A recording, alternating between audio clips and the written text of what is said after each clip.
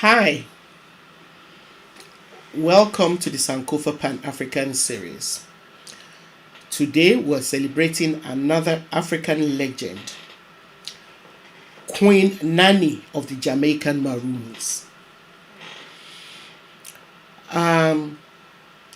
If you have not yet subscribed to our channel, please take a moment to do so. Thank you. Now, we're celebrating a woman whose life and legacies have almost been completely left out of written history.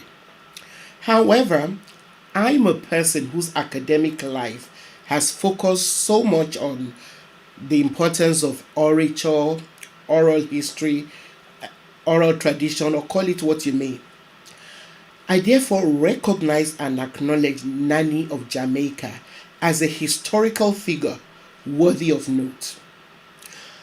Now, we know very little about precisely when and where she was born, but her proper name, which has been reported as Nanani, has been identified as coming from the Akan, a Ghanaian ethnic group. Now, Nanani has been translated to mean mother or ancestress. It is widely believed that she was born in Africa and then transported to Jamaica during the transatlantic slave trade. Some accounts say that she was married to a man named Kojo. Others say her husband's name was Edu. For me, the important thing to remember are the pivotal roles that she played in the liberation of her community in Jamaica, which are legendary. And that is why she's remembered as Queen Nanny of the Jamaican Maroons. Before we go on, let me quickly, briefly talk a bit about the Maroons. From very early, when they were introduced into the New World, enslaved Africans started escaping from their Spanish captors.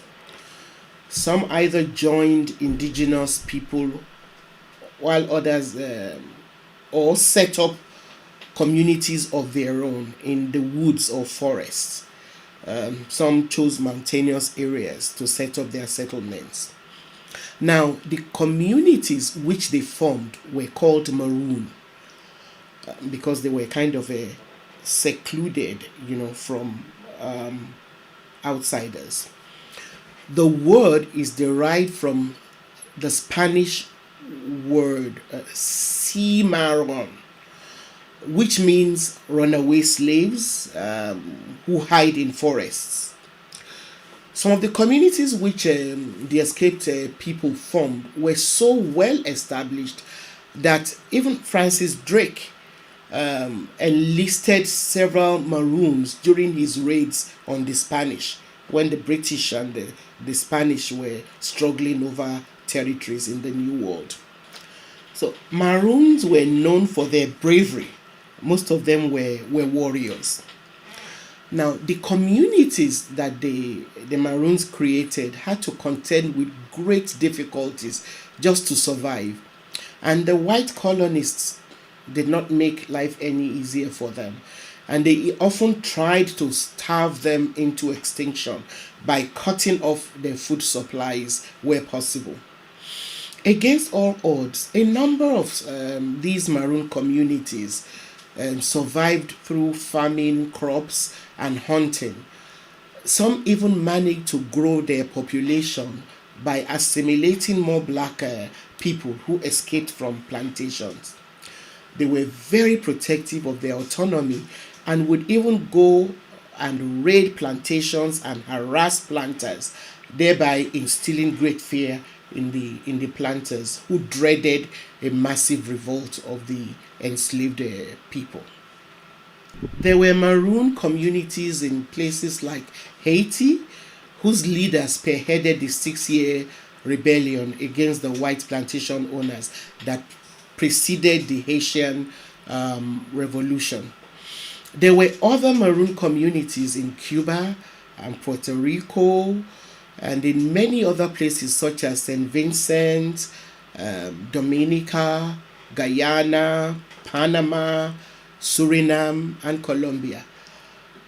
There were others also in Mexico, and from the Amazon River Basin to the southern United States, primarily around the Florida and the Carolinas. Unfortunately, most of the early Maroon communities were vanquished, and by 1700, most of them had disappeared from the smaller islands. Back to Nanny. In Jamaica, Maroon establishments made up of escaped Africans are believed to have existed from as early as 1655. And by the 16th century, Nanny Town, named for the legendary woman that we're celebrating today, and other villages began to fight for independent recognition. The Jamaican Maroons thrived because their environment was not easily accessible from the outside, and their isolation allowed them to remain autonomous, and they became a major threat to the British. Beginning in the 17th century, Jamaican Maroons fought British colonists and eventually forced them to sign treaties that effectively freed the Maroons a century before the Slavery Abolition Act of 1833. To some people, this shadowy character, Nanny, popularly known as Nanny of the Maroons, was an obeah woman with supernatural powers, which allowed her to stop bullets using her buttocks.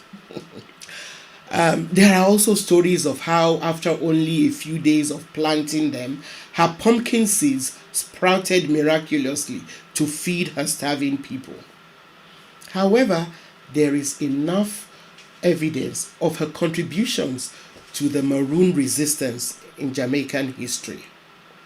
What cannot be disputed about her is that she led a guerrilla warfare between 1724 and 1739 to defeat the British.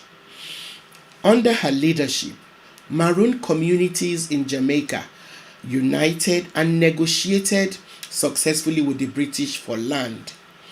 This led to a treaty which was signed in 1739.